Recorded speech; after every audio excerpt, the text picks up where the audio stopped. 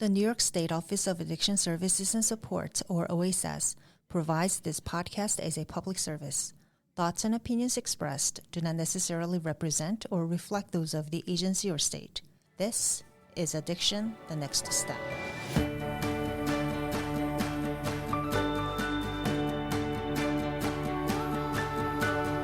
Welcome to this episode of Addiction, the Next Step. I'm your host, Jerry Gretzinger, coming to you from the New York State Offices of Addiction Services and Supports. Today, we are talking about problem gambling, and specifically about problem gambling treatments that are available. And I think sometimes people may be curious, well, what does treatment for problem gambling look like? And it's something that we really should be talking about. Mobile sports wagering is such a big part of that gambling picture today. So many different ways for people to place wagers. So we want to make sure that we've got the resources that are available, known to you, that you're informed about it. And joining us today to talk more about what that kind of treatment looks like, Stephen McLaughlin. He is here joining us from McPike, right, Stephen? Yep. McPike Addiction Treatment Center. Yep, and that's in Utica. So thank you for sitting down with us today. Let's first talk about that idea that I mentioned about how sometimes people may wonder, what is treatment for problem gambling even look like? I think a lot of times people assume if there's a treatment center that offers treatment, it's going to be for substance use, but indeed we do offer treatment-based or treatment center-based treatment for problem gambling. Yeah, so it's person-centered, just like the substance abuse treatment standard substance abuse treatment. The individual comes in, they have an assessment, screening for different things that they may be experiencing in their lives, a co-occurring issue, co-occurring medical or another mental health disorder, or sometimes many of them do come in with a substance abuse issue as well. The treatment plan is tailored specifically for their needs. They may go into standard addiction groups, individuals, those types of things. We also do things for finances, any type of continuing care needs that the individual has. So the process is similar.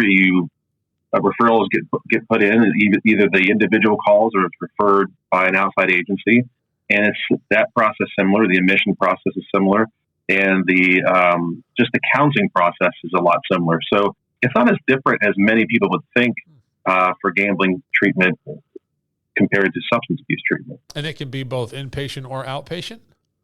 Correct. Yeah. Our facility is inpatient. We treat individuals in an inpatient setting that have gambling use disorder and also substance use disorder as well. It mirrors standard substance abuse services. So, but it's just geared towards the process addiction, which is gambling. Got it. I know a lot of times too with problem gambling, people refer to it as the hidden addiction, and that's obviously now, especially you could tell me if I'm wrong, but I would imagine with mobile sports wagering, it is so much more of a practice that can be hidden, that may not be noticeable because somebody can be on their phone. You don't know what they're doing, but they may be placing wagers beyond their means, and that becomes part of the problem. Talk to us about that, about this being a hidden addiction and what people might want to look for if they have concerns. Yeah, many of us have our cell phones with us. If someone's looking at a cell phone, you don't know what they're looking at. You don't know what type of notifications they were getting. You're inundated constantly with messages and those types of things. And usually someone who it's typical, just like substance addiction is, they may be staying up late. They may be preoccupied with their phone. They may go a little crazy if they can't find their phone. Money, they may be using their bank account is going to be drained. They're going to be just like someone who would not go to social events with families, friends. They're more preoccupied with going somewhere or using their phone all the time. So it mirrors typically an individual who may have a typical addiction. It's almost the same. So just, change in behavior, the change in attitude, those types of things. And you will see that they will be on their phone a lot more, especially with the betting, sports betting, and those types of things. But the one thing to keep in mind, it's not just sports that you can bet on. There's many different prop bets, all those different things that you can bet on, and there's different apps and websites where you can do a lot of these prop bets. So it's not just the actual sporting events that individuals can do on their phones to bet and to wager for things. I asked you before, like the signs and what people might look for in another individual that they know who may be showing signs of having an issue with gambling. When you have people who come in to the treatment center looking for treatment services, do you often find that was prompted by their own volition? They got to a point in their gambling and said, okay, I need to go in and do something about this. Or do you find more often, or maybe it's the same amount of times, where it's a loved one or a friend who kind of brought that to light for them and kind of led them to this path?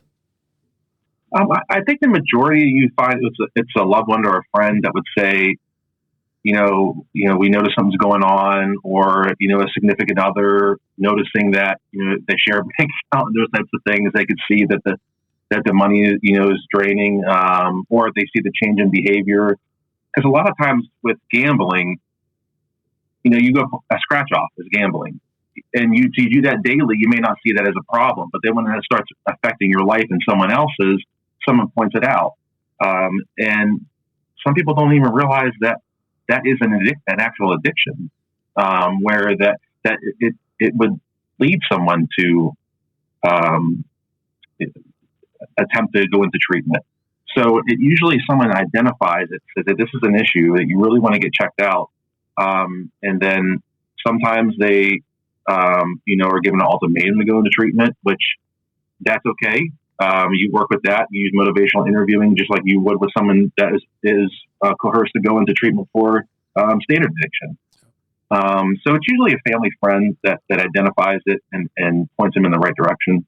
Gotcha. So, and then too, if somebody is hearing this and they wonder, more about how the treatment plays out, is there a typical duration of the treatment? I'm sure a lot of it is very much defined by what the individual may need. But is there a program, a type of program length that people may anticipate? No. For inpatient care, what we try to do is make it person-centered, whatever their needs are. An individual may come in with a gambling addiction, but also need housing, also need a referral to a primary medical provider or a mental health provider or a halfway house, shelter, those types of things. So we try to look at what the individual needs are, and the length of stay will determine, the treatment plan that the individual gets, regardless of the addiction, and what the continuing care is going to be. Because there's a lot of times we like to do a warm handoff, and we just don't want to put the individual back in their environment and not be prepared, whether it's gambling or substance use services, and be set up to fail. So we try to get the individual to a warm handoff or a continuing care that's really strong and that's going to help their recovery plan. So there's no determined length of stay that is set for the individual, and they can decide, what is comfortable for them. And you kind of touched on it there, about the warm handoff and make sure people are set up to succeed going forward. It's not just about the treatment for problem gambling. There's also the question of recovery. And, we talk to people with substance use who are in recovery, and they say this is, recovery's not a destination. You don't arrive and you're all set. You need to maintain that. And the same is true for people in recovery from problem gambling. It is. It's something that the individual will work on for the duration. When you leave a facility, if you come to my program or our program, it's inpatient. You walk out the door, there's convenience stores all over the place that has scratch offs. It has different, you're inundated with stimuli that's going to get you that could lead to relapse if you're not, prepared and have a good, strong recovery plan. So it's not this, hey, I'm done. I graduated the program and I don't have to worry about gambling anymore. No, it's something that you focus on for the rest of, for the duration. Yeah. And that's where it comes that it's typical like a typical addiction or substance use addiction. I keep saying typical, but it's not typical. Right. But you have the same process of recovery through gambling as you would through a substance use disorder addiction. So it's very important to keep in mind that you finish treatment, it's not over. You still have your continuing care or however that looks, that you still have to work on your recovery plan. And Steve, I mentioned it. You mentioned it a bit about the mobile sports wagering and how that sort of changes the landscape, certainly, because you don't really necessarily need to seek it out anymore. It's always in the palm of your hands. I know it's always been a focus for the agency, but I have to imagine it takes an even elevated focus at this point because of the prevalence of mobile sports wagering, right? You have to be on the lookout for many different things. It's becoming more of a norm because when you look at the data and the numbers that come out for mobile sports betting, yes, you can do it,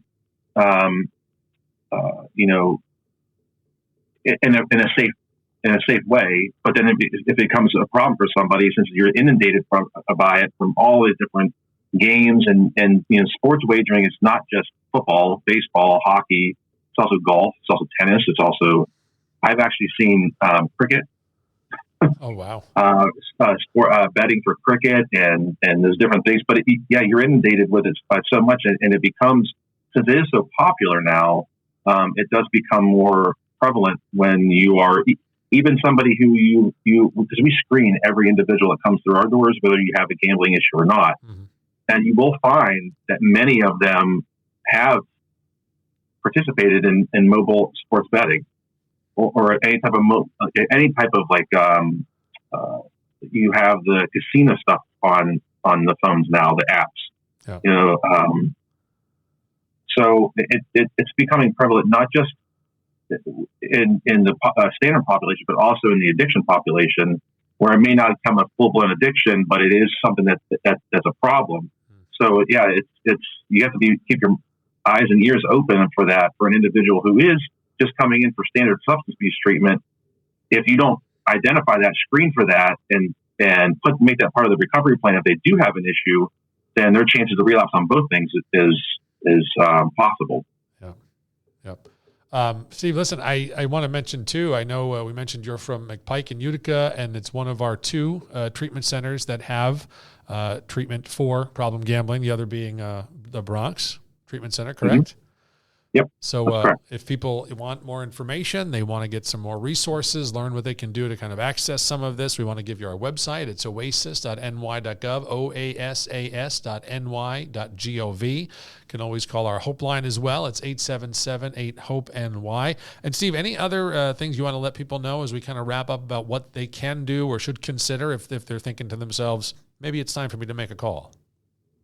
New York has many different avenues and a lot of resources. You have your regional centers for problem gambling. You have the ATCs. All the ATCs can take phone calls and accept individuals that have gambling issues, or they can put you in the right direction. If you feel like you have an issue, or if you feel like you're losing control of the issue, reach out. Don't feel that like it is not something that you can't get help for, because you can.